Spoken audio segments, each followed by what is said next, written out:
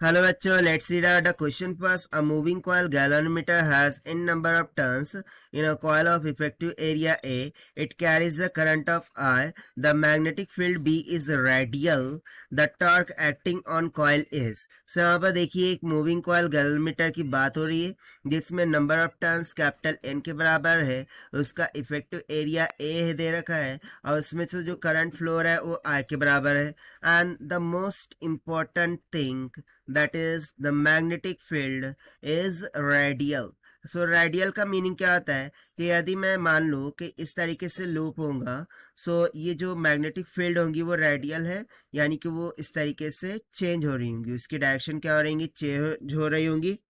और it will be always perpendicular to the what, that is magnetic moment. वो magnetic moment का क्या होंगी, हमेशा परपेंडिकुलर होंगी. तो चलिए हम देख लेते हैं इसको सॉल्यूशन से. But before of its let's talk about the key concept which we are going to use here for this question. So basically यदि मैं यहाँ पर बात करूँ टॉर्क की, सो टॉर्क का फॉर्मूला क्या होता है, that is nothing but is equals to the magnetic moment that vector multiply by the magnetic field vector. Right ना, अकॉर्डिंग टू क्वेश्चन यदि मैं बात करूँ सोलेनोइड मूविंग कॉइल गैल्वेनोमीटर के, सो उसका जो मैग्नेटिक मूवमेंट होता है वो बराबर हो जाता है n times of a into I K, क्योंकि उसमें n नंबर ऑफ टर्न्स है.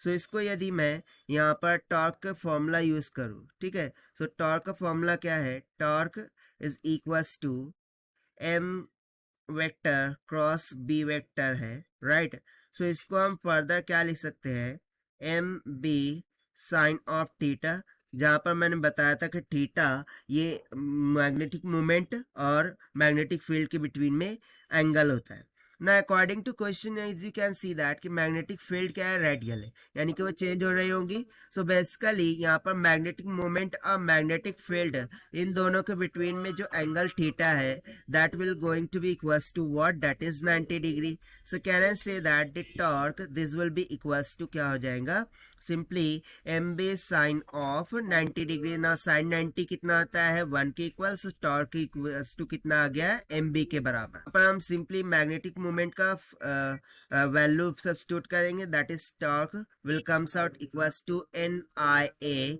इंटू बी के बराबर. और यही हो जाएगा हमारा आंसर फॉर दिस क्वेश्चन जो कि हमसे पूछा गया था to find out the torque. And this we have found by using the simple formula of torque. So now let us take the option. So option D will become correct. So this is the required solution. I hope you understood well. Best of luck. Thank you.